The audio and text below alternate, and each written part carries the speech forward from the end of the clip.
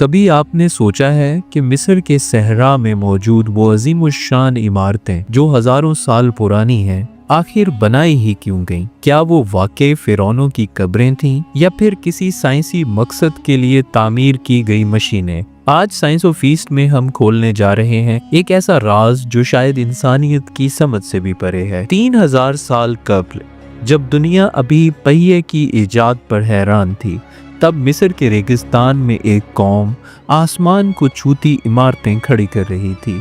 ये थे pyramids of Giza. ऐसी इमारतें जिनकी पैमाइश आज भी लेज़र टेक्नोलॉजी से 100% दुरुस्त निकलती है। सवाल ये है, क्या उस दौर के लोगों के पास ऐसी टेक्नोलॉजी कहाँ से आई? ग्रेट पिरामिड की सिमत बिल्कुल दुरुस्त शमाल, जनूब, मशरिक और मगरिब की तरफ है, न 1 डिग्री का फर्क। ये दुरुस्तगी आज के मॉडर्न कंपास से भी बेहतर है।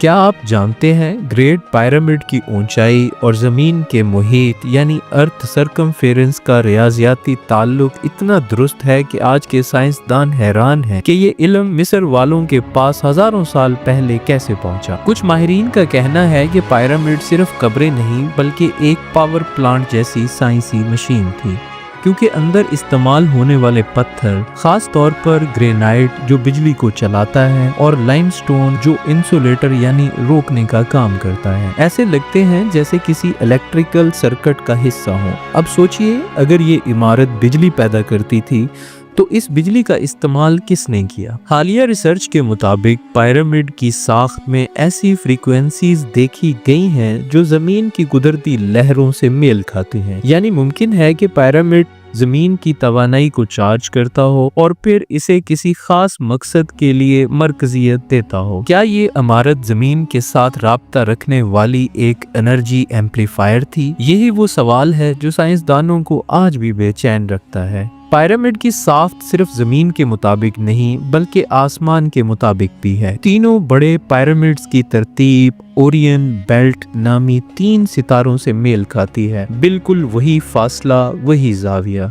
क्या ये महज इत्तेफाक है या मिस्री तहजीब को किसी आसमानी इल्म तक रसाई थी? कदीम मिस्रियों के मुताबिक इंसान के मरने के बाद उसकी रूह का नामी तवानाई बन जाती है। शायद पिरामिड उसी तवानाई को महफूज रखने या बढ़ाने के लिए बनाए गए हों। दूसरी तरफ साइंस कहती है कि पिरामिड में इलेक्ट्रोमैग्नेटिक फील्ड्स आम जगहों से कहीं ज्यादा ताकतवर हैं। तो क्या पिरामिड रूहानी और साइंसी तवानाई का इम्तजाज था? ग्रेट पिरामिड की पैमाइश में ऐसा तनासब छुपा है जो पाई और गोल्डन रेशो दोनों से जुड़ा है। यानी कदीम मिस्री मामार रियाजी के उन असूलों से वाकिफ थे जिन्हें यूरोप ने दरियाफ्त करने में हजारों साल लगाए। कई टन वजनी पत्थर, जिनमें से कुछ 80 टन के हैं, बगैर क्रेन, बगैर पहिए, बगैर स्टील के ऊपर कैसे पहुंचाए गए? कुछ कहते हैं आवाज की लहरों से, कुछ कहते हैं एंटी ग्रेविटी से और कुछ मानते हैं कि ये इल्म किसी खोई हुई तहजीब ने दिया था, शायद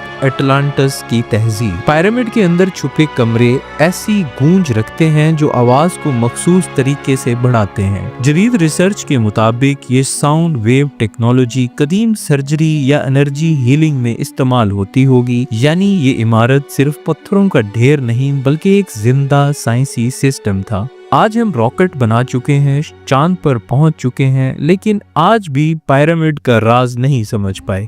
क्या ये इमारतें माजी की साइंसी लैब थीं या फिर कोई ऐसा निज़ाम जो इंसान को रूहानी ताकत से जोड़ता था? जो भी सच हो, एक बात तय है, मिस्र के पिरामिड सिर्फ कब्रें नहीं बल्कि एक ऐसी साइंसी मशीन थी जो आज भी खामोशी से हमें कुछ कहना चाहती हैं। अगर आपको ये वीडियो पसंद आई हो तो साइंस ऑफ ईस्ट को सब्सक्राइब करें, जहां हम मशरकी दुनिया के खोए हुए उलूम को नए ज़ाविये से सामने लाते हैं। कमेंट्स में ज़रूर बताएं, क्या आपके ख्याल में पिरामिड्स एक साइंसी मशीन थी या वाकई कब्रें? शुक्रिया।